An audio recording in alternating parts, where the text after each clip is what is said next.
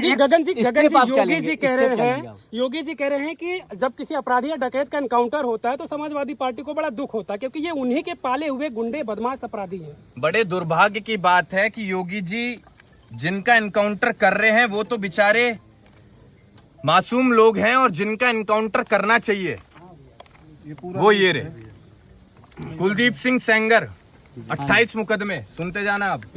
ब्रिजेश सिंह 106 मुकदमे, धनंजय सिंह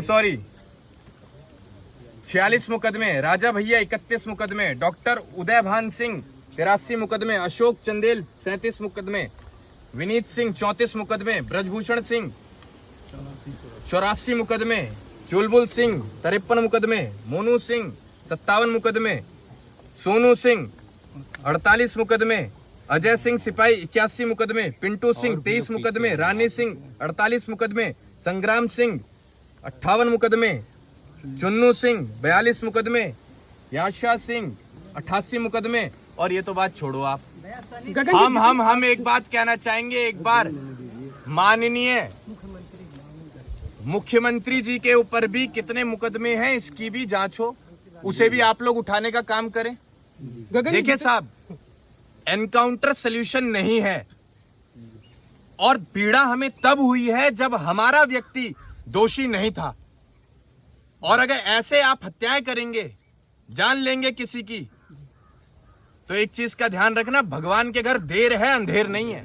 जितने नाम आपने गिनवाया सब नाम के बाद में सिंह लगे हुए थे। क्या बताना आप चाह रहे हैं कि यादवों को टारगेट किया जा रहा है, किसी विशेष जात को टारगेट किया जा रहा है? बिल्कुल किया जा रहा है, बिल्कुल किया जा रहा है। भैया एनकाउंटर है कि हत्या है? ये हत्या है, और एनकाउंटर का रूप देकर जी भैया जिसने हत्या किया उसके साथ कार्रवाई होनी चाहिए कि नहीं? बिल्कुल कार्रवाई होनी चाहिए। और हमें तो ऐसी भी सूचना मिली है कि कुछ अधिकारी ऐसे हैं जो प्रमोशन पाने के लिए ऐसी घटनाओं को बढ़ावा देते हैं। आप एक सेमिनार में बोले थे, रिकॉर्ड चीज हमें ये भी सूचना मिली है कि कई अधिकारी पैरों पर गोली मारने का भी अपना रिकॉर्ड बनाना चाहते हैं। गगन यादव जी परिवार के साथ भैया हमें ये भी पता है कि अब तक 56 वाला रिकॉर्ड तोड़कर वो एनकाउंटर में अपना भौकाल बनाना चाहते हैं कि हम सबसे ज्यादा एनकाउंटर करने वाले एनकाउंटर स्पेशलिस्ट हैं। एक सेमिनार में मैंने आपको सुना था कि अगर युवाओं का पसीना बहेगा तो उस जगह मेरी खून बहेगी, तो इसके बारे में आप क्या कहेंगे? यहाँ तो मतलब खून से खून दिख रहा है, इसके बारे में क्या कहेंगे? हम तो यहाँ मौजूद जो हमारे लिए हजारों की संख्या में लोग आए हैं, हम इनसे कहना चाहेंगे कि कभी भी हमारी करनी और कथनी में आपको फर्क दिखा हो तो हम आपके दरवाजे पर दोबारा कभी नहीं आएंगे। यहाँ हम नेतागिरी करने, राजनीति करने नहीं आए हैं। यहाँ हम सही मायने में पीड़ित परिवार को हिम्मत देने आए हैं, उनके आंसू पोंछने आए हैं। दूसरा सवाल ये है कि जब यहाँ से वो गंजी पर बताया था, गंजी और चड्डा पे वो गया था, तो और 2 दिन बाद वो फर्स्ट क्लास रहता है, वहाँ पर उसकी पूछताछ की जाती है, तो उसके पास अचानक से रिवॉल्वर कैसे आ गया, जो है कैसे बरामद हुआ? ये सवाल पूर्ण होता है। हमें बचपन से बताते आए हैं कि पुलिस जेबड़ी का भी सांप बना देती है। ऐसे फर्जी एनकाउंटर अगर आगे भी चलते रहे तो प्रदेश की स्थिति बद से बदतर होती चली जाएगी, और ऐसे मुद्दे सिर्फ राजनीति का रूप लेते रहेंगे और जाति हिंसा आगे बढ़ती रहेगी। आपके पास युवाओं की संख्या काफी ज्यादा है, तो क्या आप प्रोटेस्ट कर सकते हैं युवाओं को लेकर? मैं कह तो रहा हूं आपको, ये एक मामला नहीं है आज का। हाँ जी, ऐसे तमाम घटनाएं रोज होती हैं जी। प्रोटेस्ट अगर होगा जी तो निस्संदेह देश में, न सिर्फ प्रदेश में, एक देश में बहुत बड़ा प्रोटेस्ट होगा कि ये सरकार विफल है प्रदेश चलाने में, देश चलाने में।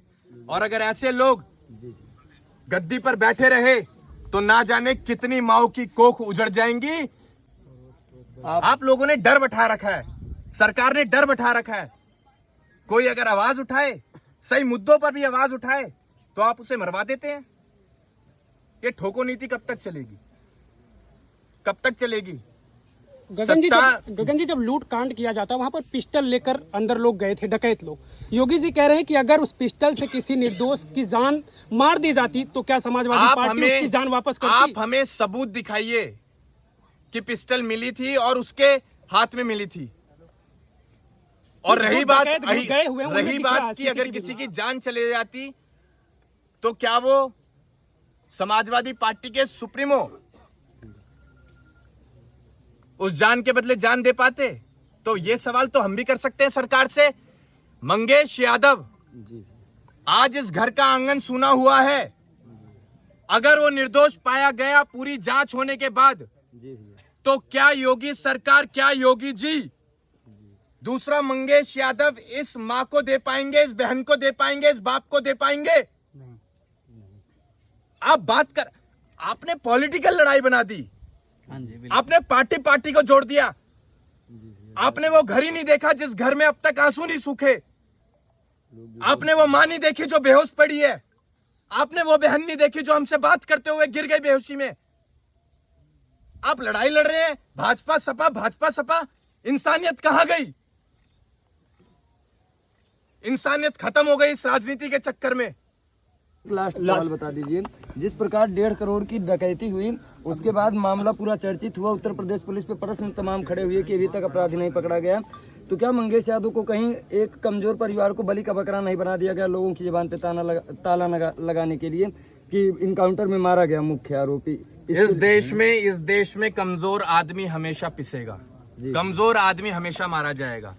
ताकतवर को कोई उंगली भी नहीं दिखा सकता। हमें दिखा के दिखाओ मंगेश यादव को। लेकिन जी भैया, अब जो कमजोर है उसके साथ भी ताकत बन के हम लोग खड़े हुए हैं। अब कोई कमजोर नहीं है। राजा किसे बनाया जाता है? प्रजा की सेवा कैसे होती है? ऐसी घटनाएं अगर आज हो रही हैं तो आप विचार करके देखिएगा, कल को सरकार अगर बदलती है और ऐसी घटनाएं होती हैं तो क्या इस प्रदेश के आप बेहतर भविष्य की कल्पना कर सकते हैं? बिल्कुल नहीं कर सकते। नहीं कर सकते हैं भैया। को न्याय दिलाने के लिए गगन यादव कहां तक जाएंगे? जहां तक हमें ये परिवार आदेश देगा वहां तक जाएंगे। मैं इससे बड़ी बात नहीं बोल सकता कि इस बार सरकार भी बदल के दिखाएंगे। गगन जी, इसके पहले पुष्पेंद्र यादव को मारा गया और था। मैं वहाँ सरकार भी बदलने वाली अगर बात कह रहा हूं तो मैं दिल से कह रहा हूं, क्योंकि इस टाइम न सिर्फ मंगेश की मां बल्कि हम सब की मार हो रही होगी।